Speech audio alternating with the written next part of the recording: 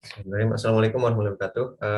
Selamat datang teman-teman di video kami kelompok 2 sistem kendali gerak yang beranggotakan saya Brani Raya Anom, kemudian ada Arka Rasgalemara, ada Gusi Tagiyudin Akmal, ada Hamdan Rizky Pratama dan juga Viandisa Damareta.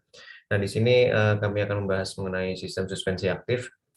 Nah, sebelumnya kita harus mengetahui ya apa itu suspensi. Suspensi itu adalah mekanisme yang memisahkan antara mobil dan juga roda, di mana performa suspensi ini bisa dilihat dari kestabilan mobil ketika melewati kontur tanah yang tidak rata. Nah, salah satu jenis suspensi yang digunakan itu adalah suspensi aktif.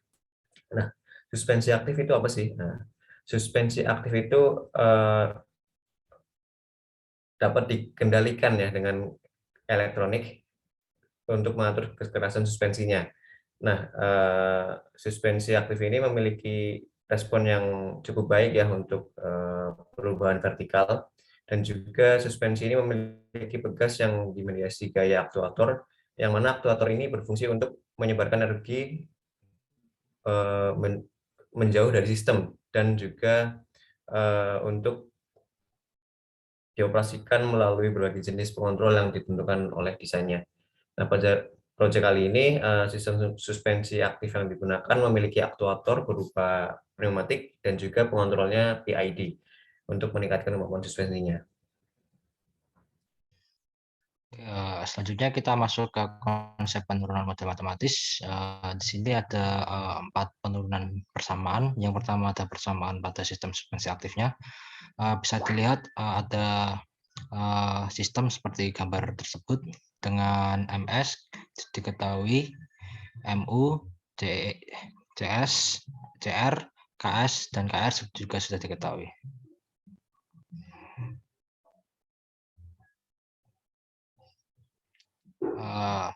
Untuk persamaan dia tadi bisa dilihat persamaannya seperti ini, yaitu MSZS double dot T itu sama dengan ini. Lalu untuk yang persamaan kedua ada MU Z double dot U T sama dengan ini. Oke, dari persamaan di atas kita bisa membuat transfer function-nya dengan cara kita turunkan persamaan pertama. Yang pertama adalah persamaan MS Z double dot, di mana kita bisa sederhanakan sehingga menjadi MS Z double dot T plus CS Z dot S T plus KS Z S T sama dengan CS Z U dot T plus KS Z U T plus UT. Lalu kita ubah domain waktu T ke domain fungsi S sehingga jadi persamaan itu. Lalu kita bagi semuanya dengan ruas kiri sehingga dapatkan transfer function seperti di bawah itu. Lalu untuk persamaan keduanya kita juga ubah dengan cara penyederhanaan seperti yang pada persamaan pertama. Lanjutnya.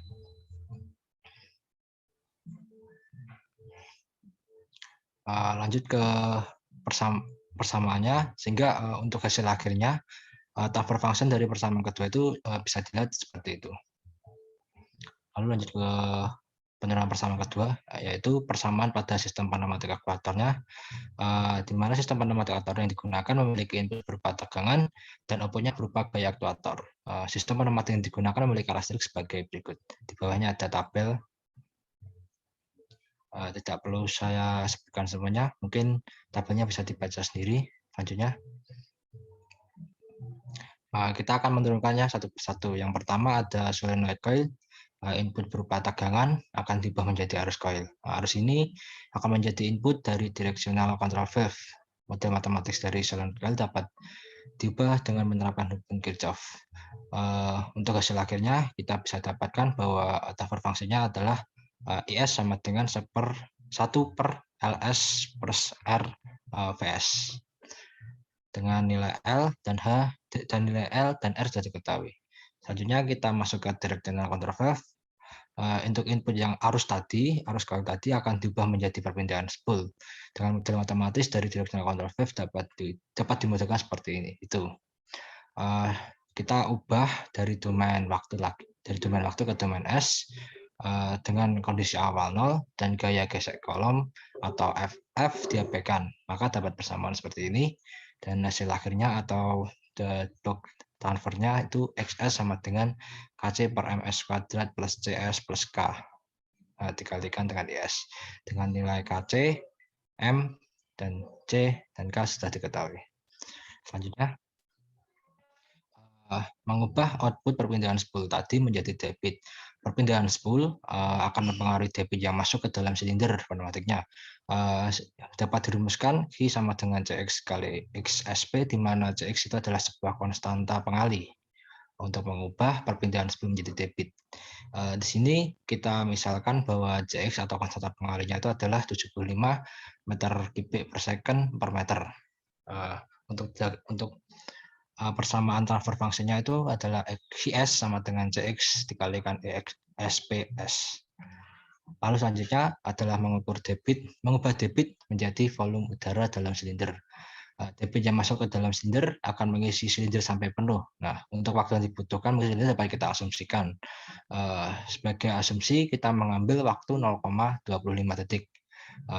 Berikut adalah hubungan antar volume silinder dan debit yang masuk, yaitu VT sama dengan IT dikalikan T.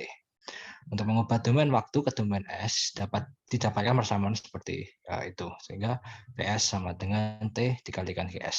Selanjutnya, berikutnya adalah mengubah volume udara yang masuk tadi menjadi tekanan dalam silinder. Besar volume udara dalam silinder akan bertambah seiring bertambahnya debit yang diakibatkan oleh perpindahan spool tadi. Meningkatnya volume udara dalam silinder akan meningkatkan tekanan dalam silinder. Hal ini dapat diartikan bahwa hubungan antara volume udara dan tekanan udara adalah berbanding lurus. Untuk mengubah volume udara menjadi tekanan dalam silinder, kita perlu asumsi kondisi batas, ya, di mana kondisi batasnya yang dipakai adalah untuk tekanan minimal itu adalah 1 atm, yaitu 10 pangkat 5 Pascal. Untuk volumenya nilai A-nya sudah diketahui dalam tabel, dikalikan kita asumsikan bahwa panjang kolam silindernya itu adalah kolam awalnya itu adalah 0,05 dan panjang kolam akhirnya itu adalah 0,2 meter. Untuk tekanan akhirnya adalah 12 kali 10 pangkat 5, di mana itu sudah diketahui di tabel yang sudah disediakan tadi. Dari kondisi batas yang diasumsikan, kita bisa menuliskan persamaan dengan cara interpolasi. Persamaan interpolasi dapat dituliskan seperti itu. Dan untuk hasil akhirnya, kita bisa dapatkan block transfer atau transfer function-nya, yaitu PS sama dengan 9,11 dikali 10 pangkat 9 PS. Selanjutnya. Dari input pressure tadi kita ubah menjadi gaya. Tekanan dalam silinder dapat juga menjadi gaya dengan cara kita kalikan luas penampangnya, di mana luas penampang tadi sudah diketahui di tabel tadi, yaitu 804,24 dikali 10 pangkat 6 meter persegi. Sehingga persamaan akhirnya kita bisa dapatkan bahwa Fs sama dengan A dikali PS.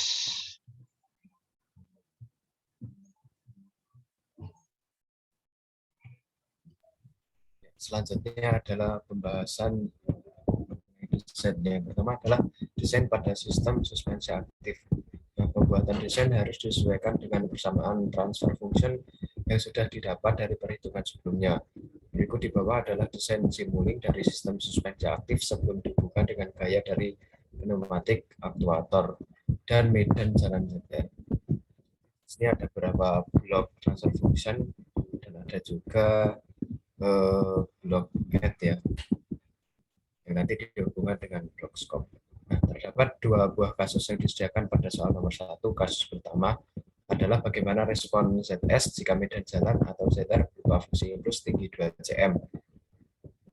Kasus kedua adalah bagaimana respon ZS jika medan jalan atau ZR berupa fungsi step setinggi 5 cm. Masing-masing kasus diselesaikan dengan mengabaikan gaya dari pneumatik akuator.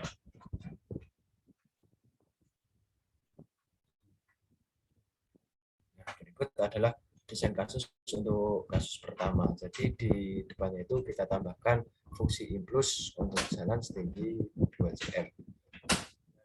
Yang untuk kasus kedua kita tambahkan dengan blok kontur setinggi 5 cm.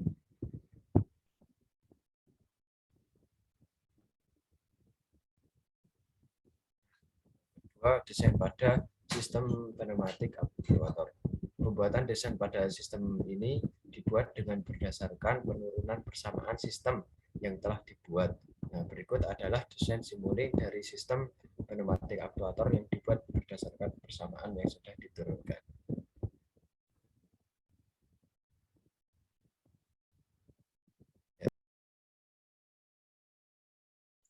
Kemudian untuk yang ketiga desain sistem kendali gaya untuk aktuator menggunakan PID controller. Berikut ini adalah desain simulink dari sistem kendali gaya untuk aktuator menggunakan PID control. Yang di sini ada blok untuk PID-nya, yang kemudian di sini udah mode sistem yang aktuator pneumatiknya yang tadi.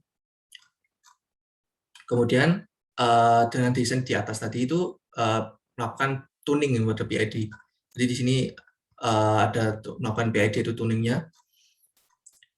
Nah, kemudian di bagian ini diisi kemudian nanti bentuknya tuningnya itu nanti untuk grafiknya ini ya. Jadi dilakukan 2 kali simulasi untuk melihat kinerja dari sistem kendali gaya untuk aktuator menggunakan PID control. Yang pada simulasi pertama itu dilakukan menggunakan input F reference berupa step dengan rentang kenaikan 0 ke 1000N, dan pada simulasi kedua dilakukan menggunakan input F reference berupa impuls dengan rentang kenaikan 0 ke 1000N. Dan berikutnya adalah desain untuk kasus pertama. Jadi di sini itu ada step function-nya untuk F reference-nya step 0 ke 1000N. Yang untuk desain kasus kedua itu function impulse untuk F reference-nya jadi dari 0 ke 1000N. Dan keempat yaitu sistem suspensi terintegrasi dengan sistem kendali gaya aktuator. Berikut ini adalah model simulink dari sistem suspensi terintegrasi dengan sistem kendali gaya aktuator. Bentuknya seperti ini. Di sini juga ada PID-nya juga, di sini ada model sistem suspensi aktifnya, di sini ada modelnya di sini. Dan dia desain di atas itu dilakukan tuning PID juga. Di grafiknya seperti ini. Dengan dilakukan 2 kali simulasi untuk melihat respon ZS ketika sudah dipasangkan ke aktuator. Kedua simulasi dilakukan dengan Y reference adalah 0 atau ZS harus kembali stabil ke posisi 0. Pada simulasi pertama dilakukan untuk mengetahui respon ZS ketika keadaan kontur jalan berupa fungsi step setinggi 5 cm. Pada simulasi kedua dilakukan untuk mengetahui respon ZS ketika keadaan kontur jalan berupa fungsi impuls setinggi 2 cm. Dan berikut ini adalah desain untuk kasus pertamanya. Di sini juga ada blok untuk kontur jalan stepnya yang setinggi 0,05 meter kuadrat. Dan di sini yang untuk desain kasus keduanya menggunakan kontur jalan impuls function setinggi 0,02 meter kuadrat. Lanjut yang D. Selanjutnya yaitu analisa hasil simulasi dan pembahasan. Untuk yang pertama itu ada hasil simulasi pada sistem suspensi aktif kasus pertama. Untuk grafik di atas memperlihatkan respons suspensi kendaraan terhadap perubahan kontur jalan berupa impuls setinggi 0,02 meter atau 2 cm. Ketika mendapatkan gangguan impuls 0,2 meter, suspensi mengalami amplitudo maksimal sebesar 0,0274 meter atau 2,74 cm dan minimal sebesar kira-kira itu 0,009 meter. Setelah itu suspensi akan berosilasi dan mencapai titik seimbangnya. Di detik ketiga, grafik di atas juga menunjukkan bahwa sistem tersebut adalah sistem under-damped vibration. Lalu ada kasus kedua seperti yang kita lihat di gambar. Grafik di atas memperlihatkan respons suspensi kendaraan terhadap kontur jalan berupa step setinggi 0,05 meter atau 5 cm. Ketika mendapatkan gangguan step setinggi 0,05 meter, suspensi akan mengalami amplitudo setinggi 0,0685 meter. Setelah bergerak naik, suspensi akan berosilasi dan mencapai titik seimbangnya pada detik kelima. Tetapi titik stabilnya tidak kembali ke nol. Ketinggian titik stabil akan mengikuti ketinggian dari fungsi stepnya, yaitu setinggi 0,05 meter. Hal ini mengindikasikan bahwa di dalam kendaraan terdapat orang atau penumpang. Hal ini juga akan menyebabkan penumpang merasa tidak nyaman karena mengalami osilasi yang cukup besar meskipun dalam waktu yang singkat atau relatif singkat. Lalu kita akan membahas hasil simulasi gaya aktuator. Untuk kasus yang pertama, seperti yang kita lihat di grafiknya itu, grafik di atas adalah grafik gaya jika nilai F referensinya berupa footstep dengan rentang 0 hingga ke 1000 Newton. Terlihat bahwa grafik gaya yang dihasilkan oleh aktuator akan meningkat seiring dengan pertambahan volume di dalam silinder. Gaya ini kemudian diteruskan ke dalam sistem suspensi untuk membantu meredam getaran sehingga osilasi terjadi lebih singkat dan sistem cepat kembali ke titik seimbangnya atau keadaan awal.